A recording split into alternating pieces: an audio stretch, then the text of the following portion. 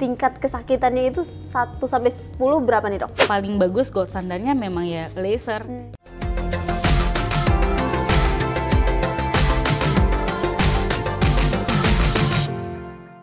Hai, balik lagi bareng aku Nafila di Behind Beauty Podcast.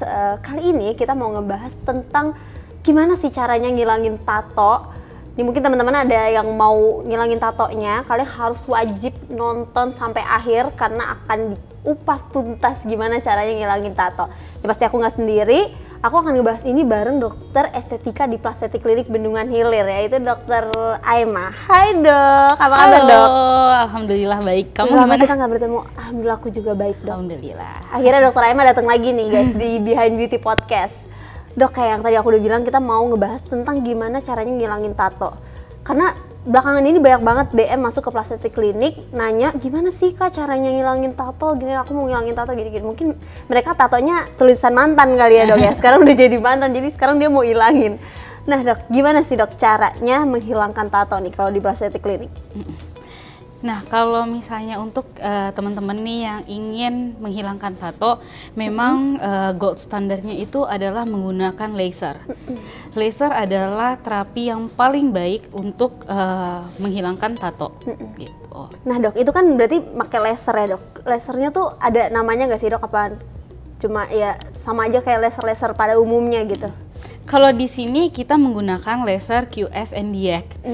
Nah, kebetulan emang QS NDX ini memang paling bagus nih untuk menghilangkan tato.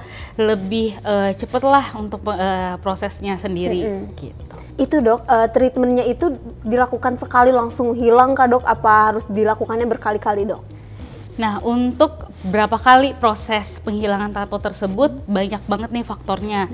Yang pertama bisa jadi karena warna kulitnya.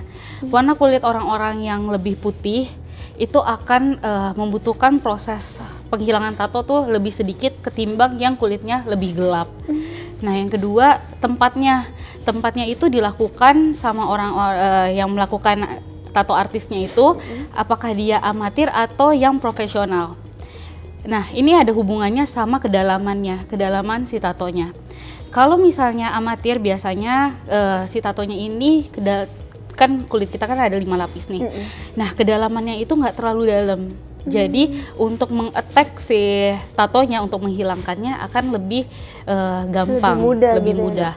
Sedangkan untuk yang profesional biasanya membutuhkan waktu untuk penghilangannya. Jadi berapa kalinya tergantung dari kulitnya si pasien, terus warna kulitnya terus habis itu ada juga di mana tempatnya, tintanya, warnanya, kedalamannya, itu sangat mempengaruhi. Kalau warnanya tuh gimana dok? Kalau misalnya warna-warni akan lebih sulit kah dok? Apa gimana? Iya, warna-warna seperti kuning misalnya itu akan jauh lebih sulit untuk dihilangkan ketimbang yang warnanya hitam.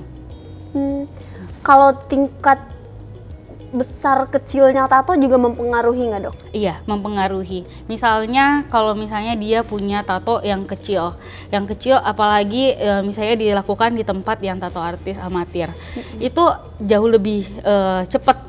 Misalnya cuma dibutuhkan sampai 3 kali pengulangan. Nah, tapi kalau misalnya gambarnya lebih besar dan otomatis itu kan tinta yang digunakan juga lebih banyak kan.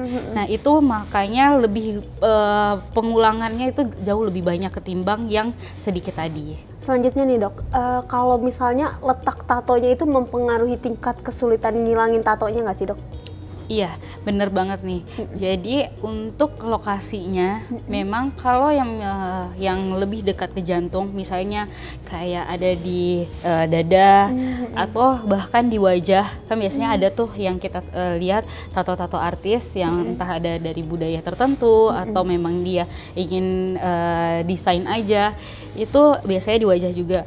Untuk tingkat penghilangannya itu lebih dibutuhkan sedikit dibandingkan dengan yang menjauhi dari jantung. Misalnya kayak di jari atau di kaki, di tungkai, itu akan lebih sulit. Kenapa? Karena dipengaruhi oleh peredaran darah.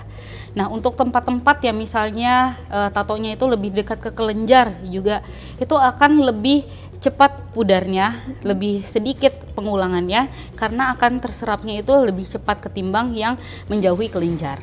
seperti itu. Nah itu ya teman-teman, jadi letaknya pun juga akan mempengaruhi. Nah laser tato ini dok, sebelumnya apakah dilakukan anestesi dulu nih? Soalnya mungkin teman-teman akan takut nih, ntar sakit lagi gitu. Di anestesi dulu nggak nih dok? Iya, pastinya untuk lakukan laser tato ini kita anestesi dulu. Anestesinya dengan anestesi krim, jadi akan didiamkan kurang lebih 30 menit sampai 40 menit. Nanti baru langsung dikerjakan nih lasernya. Tapi mungkin agak sedikit ada masih berasa-berasa gitu kali ya dok. Tingkat kesakitannya itu 1 sampai 10 berapa nih dok? Tergantung nih dari teman-teman pain toleransinya gimana. Ada beberapa yang ngerasa kayak oh enggak kok nggak sakit. Dengan jol yang agak tinggi pun mereka akan ngerasa kayak oh biasa aja. Tapi ada beberapa yang memang pain toleransinya lebih rendah akan merasa aduh sakit gitu. Dan kalau laser tato karena kan kita targetnya untuk memecah si tintanya itu kan memang lebih sakit lah dibandingkan laser rejuvenasi biasa. Agak berbeda ya dok ya. Oh ya dok, banyak juga kasus-kasus yang mereka melakukan laser tato nih, tapi abis itu malah muncul keloid. Mungkin mereka emang punya bakat keloid dok. Itu gimana sih cara nanganinnya dok? Memang pada setiap orang ini berbeda-beda ya. Ada beberapa orang yang memang punya keturunan atau bakatnya memang jadi kalau misalnya ada dilakukan perlukaan itu akan mengalami keloid. Nah biasanya nih pada orang-orang yang kulitnya lebih gelap itu akan cenderung punya si bakat keloid tersebut. Tapi nggak semuanya ya, nggak semuanya. Ini cuman biasanya. Nah, kalau misalnya teman-teman yang punya bakat keloid ataupun teman-teman yang nggak tahu punya atau nggak usah khawatir untuk melakukan treatment tersebut. Karena kalau misalnya nanti sudah dilakukan treatment dan ternyata ada keloidnya, masih ada kok treatment lanjutan yang bisa dilakukan, misalnya kayak injeksi keloid atau laser keloid juga untuk menghilangkan menyamaratakan si keloidnya itu juga ada. Jadi aman ya guys, walaupun kalian punya bakat keloid, mau udah tahu atau belum, abis itu ada cara lagi untuk menanganinya ya dok ya. Iya. Tapi sebenarnya selain dengan laser ini ada nggak sih dok treatment lain yang untuk menghilangkan tato ini? Sejauh ini sih dari penelitian-penelitiannya memang paling bagus gold standarnya memang ya laser. Karena kan dia targetnya harus lebih dalam kan untuk memecah si tintanya.